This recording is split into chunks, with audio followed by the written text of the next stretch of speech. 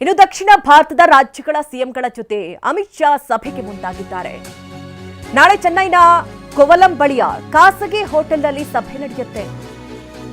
ಸಭೆಯಲ್ಲಿ CM DK Shivakumar, Andhra CM Naidu, Tamil Nadu CM Vijay, Telangana CM Revanth Reddy, Kerala CM VD. Satheesan, Puducherry CM Rangaswamy ಭಾಗಿಯಾಗಲಿದ್ದಾರೆ.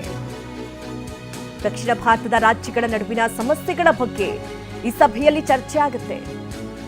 ಒಂದ್ ಕಡೆ ನದಿ ನೀರು ವಿವಾದ, ಗಡಿ ವಿವಾದ, ಕಾನೂನು ಮತ್ತು ಸುವ್ಯವಸ್ಥೆ ಇದೆಲ್ಲದರ ಕುರಿತಂತೆ ಚರ್ಚೆ.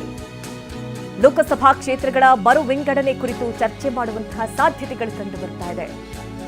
ಕರ್ನಾಟಕ ತಮಿಳುನಾಡು ನಡುವೆ ಕಾವೇರಿ ನೀರು ವಿವಾದ, ಈ ವಿವಾದದ ನಡುವೆ ಡಿಕೆ ಶಿವಕುಮಾರ್ ಹಾಗೆ ಸಿಎಂ ವಿಜಯ್ ಮುಖಾಮುಖಿ ಆಗ್ತಿದ್ದಾರೆ.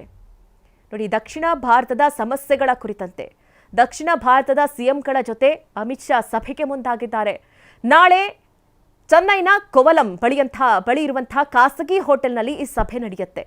ದಕ್ಷಿಣ ಭಾರತದ ಎಲ್ಲಾ ಸಿಎಂಗಳು ಕೂಡ ಈ ಒಂದು ಸಭೆಯಲ್ಲಿ ಭಾಗಿಯಾಗ್ತಾರೆ. ಇದರಲ್ಲಿ ಸಿಎಂ ತಮಿಳುನಾಡು ಸಿಎಂ ವಿಜಯ್ ಹಾಗೆ ಕರ್ನಾಟಕ ಸಿಎಂ ಡಿಕೆ ಶಿವಕುಮಾರ್ ಅವರು ಕೂಡ ಮುಖಾಮುಖಿ ಆಗ್ತಾ ಇರೋದು. ಯಾಕಂದ್ರೆ ಒಂದ್ ಕಡೆ ಈಗ ತಾನೇ ತಿರುಗೇಟನ್ನ ಕೊಟ್ಟಿದ್ರು ಸಿಎಂ ಡಿಕೆ ಶಿವಕುಮಾರ್ ಅವರು. ಅಂದ್ರೆ ವಿಜಯ್ ಅವರು ಕೊಟ್ಟಂತ ಹೇಳಿಕೆ, ಖಂಡನೆ ವ್ಯಕ್ತಪಡಿಸಿದಂತಹ ರೀತಿ, ಅದರ ವಿರುದ್ಧವಾಗಿ ಮಾತನಾಡಿದ್ರು. ಈಗ ಕಾವೇರಿ ವಿವಾದ ಇಷ್ಟು ಭುಗಿಲೆ ಹೇಳ್ತಾ ಇರೋ ನಡುವೆ ಎರಡೂ ಸಿಎಂಗಳು ಮುಖಾಮುಖಿ ಆಗ್ತಾ ಇದ್ದಾರೆ. ಈ ವಿಚಾರವೂ ಕೂಡ ಪ್ರಸ್ತಾಪವಾಗುವಂತಹ ಸಾಧ್ಯತೆಗಳು ಹೆಚ್ಚಿನದಾಗಿ ಕಂಡು ಬರ್ತಾ ಇದೆ. ಯಾಕೆಂದರೆ ದಕ್ಷಿಣ ಭಾರತದಲ್ಲಿ ಆ ಭಾಗದ ರಾಜ್ಯಗಳಲ್ಲಿ ಏನೆಲ್ಲ ಸಮಸ್ಯೆ ಆಗ್ತಾ ಇದೆ, ಒಂದು ಗಡಿ ವಿವಾದ ಆಗಿರ್ಬೋದು, ನದಿ ನೀರಿನ ವಿಚಾರಗಳಾಗಿರ್ಬೋದು, ಕಾನೂನು ಮತ್ತು ಸುವ್ಯವಸ್ಥೆ ಆಗಿರ್ಬೋದು, ಮತ್ತೆ ಲೋಕಸಭಾ ಕ್ಷೇತ್ರಗಳ ಮರುವಿಂಗಡಣೆಯ ಚರ್ಚೆ ಆಗ್ತಾ ಇದೆ. ಆ ವಿಚಾರಕ್ಕೆ ಸಂಬಂಧಪಟ್ಟಂತೆಯೂ ಕೂಡ ಈ ಒಂದು ಸಭೆಯಲ್ಲಿ ಚರ್ಚೆಯಾಗುವಂತಹ ಸಾಧ್ಯತೆಗಳು ಹೆಚ್ಚಿನದಾಗಿ ಕಂಡು ಬರ್ತಾ ಇದೆ.